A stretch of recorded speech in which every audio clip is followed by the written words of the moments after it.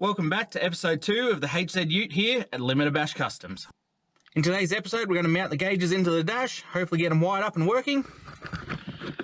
First things first, let's pull this thing around into the workshop.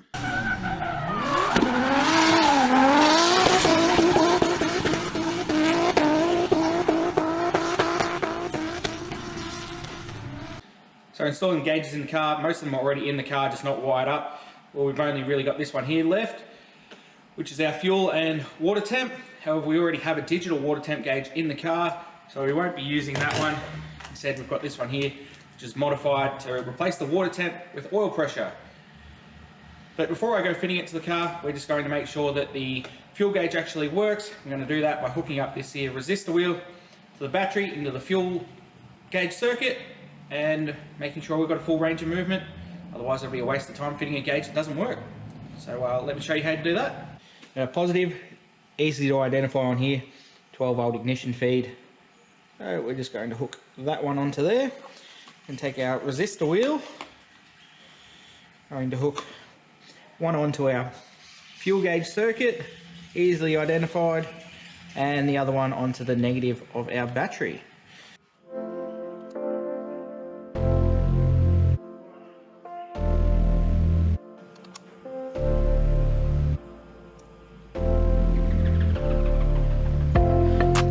So we appear to have a full range of the fuel gauge. So we're going to install that and get it wired up.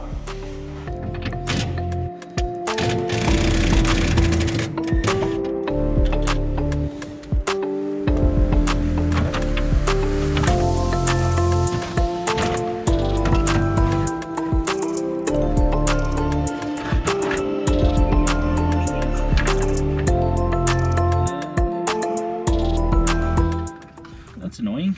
I just found this really annoying thing. Whoever's been in here previously and installed some of these other gauges has removed the plugs. Which means I can't fully take the dash out. I could be nice and put plugs on there, but it's all wired and looks alright, so I'm just going to work like this. So as you've just seen in the car, none of the gauges really have any way of disconnecting them to pull that bit of dash right out. So I'm not going to do that with this gauge. Instead, we're going to give it a cut out there, and we're going to install this mini Deutz connector. So if anything's ever got to be pulled out, it's easy to unplug and yeah, gets right out of the way. I don't have any 6-pin connectors here available, so I'm going to use an 8-pin for now. I'll order in a 6-pin and just swap the actual casing over once that arrives, but this 8-pin will get us out of trouble for today.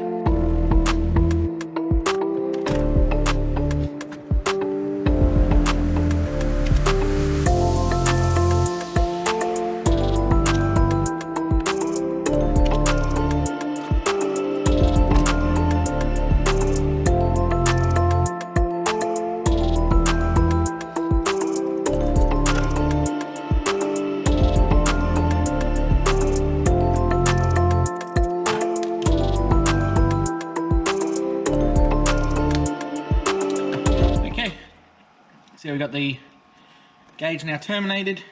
Again, we'll be swapping that over to a 6-pin when I order some on Monday. But 8 will do for now. Now it's time to do the other end. However, this isn't going to be long enough to reach out to the engine bay.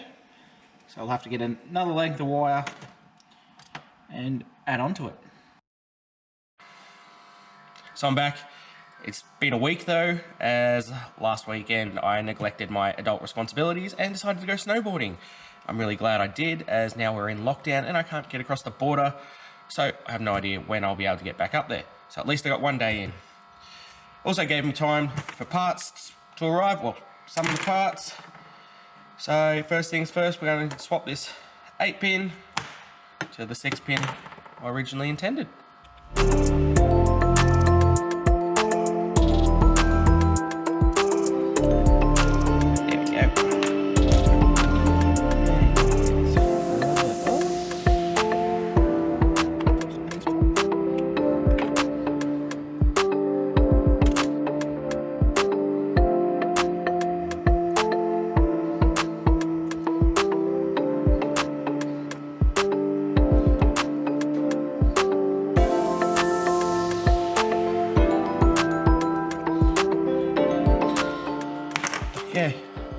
one done. Time to go swap one in the car.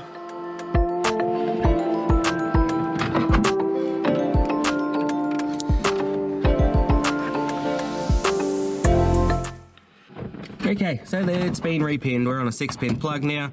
I had a photo on my phone, which is why I know the wires are in the right spot. I'm going to secure this up in there, up the right direction. Whoop. And plug this in. Let's get it around. Which way?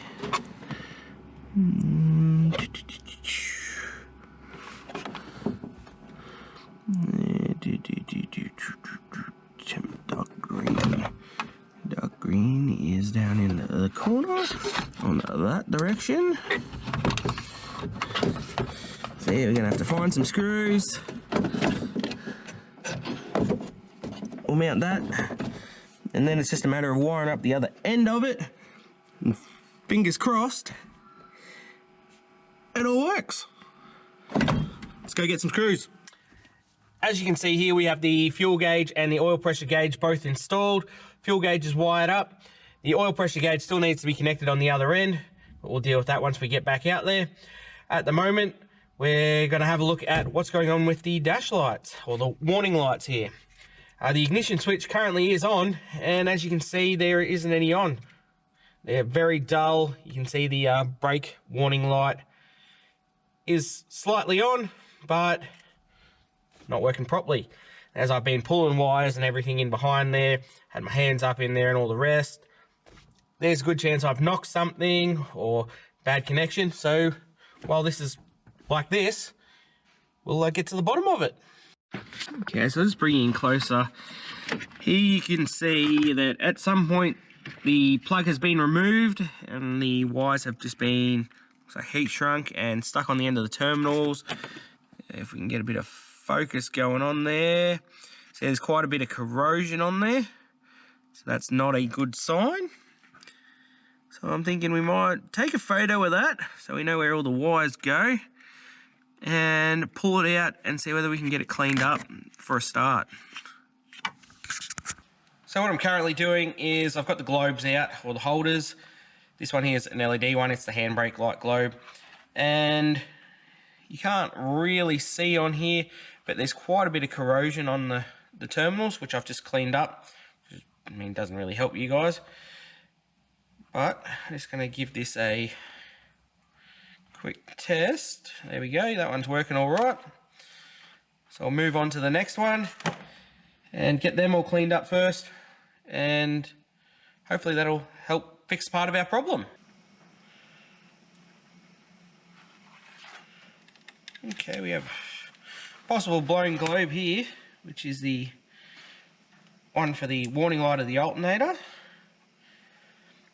We're just going to get it a bit nicer, so directly on the globe, eliminate the possibility of the holder, and oh no, there we go. It's got a bit of a bad connection going on through here.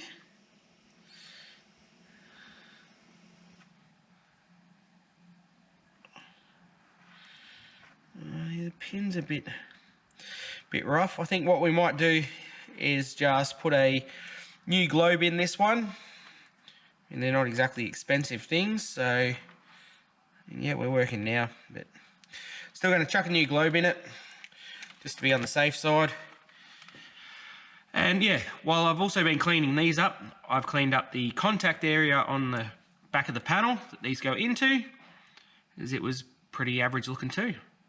But let's go chuck a new globe in this so I can fit it back in and see whether we got any dash lights yet. So I've got the handbrake light and the alternator warning light working. Haven't had success with getting the oil pressure light working. I have eliminated it from being up in the main cluster there, down to the plug underneath the dash. It's all fine there, so it's tracing it further back, but we'll do that in a future episode. So thank you very much for watching. I hope you've enjoyed it, and I will see you in the next one. See yous!